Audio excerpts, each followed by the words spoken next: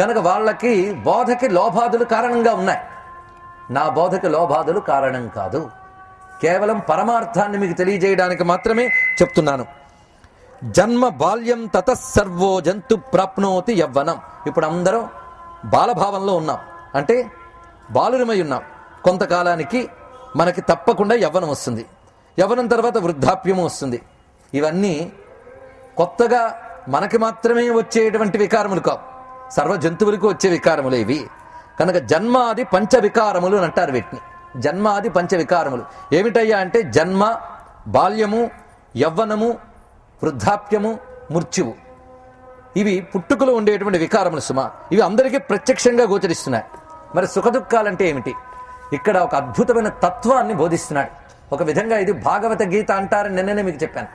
ఈ మాట ఎందుకు ప్రస్తావించారంటే ప్రహ్లాదుడు ఏదో చెప్తున్నాడు కాదు, మనందరి కోసం చెప్తున్నాడు.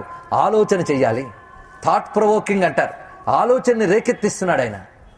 మనమేమిటి అనే దాని గురించి ఒక అద్భుతమైన ఆలోచనని కలిగిస్తున్నాడు.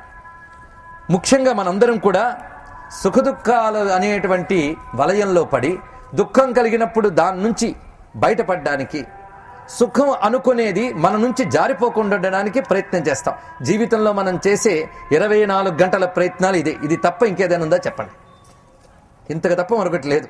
సుఖం అనుకుని ఏదనుకుంటున్నామో అది జారిపోకూడదు, దుఃఖమని ఏదనుకుంటున్నామో దాని నుంచి బయటపడిపోవాలి. అయితే ఇందుకే సుఖం దుఃఖం అనుకునేవి అవి నిజంగా సుఖదుఖాలా, నీ భ్రాంత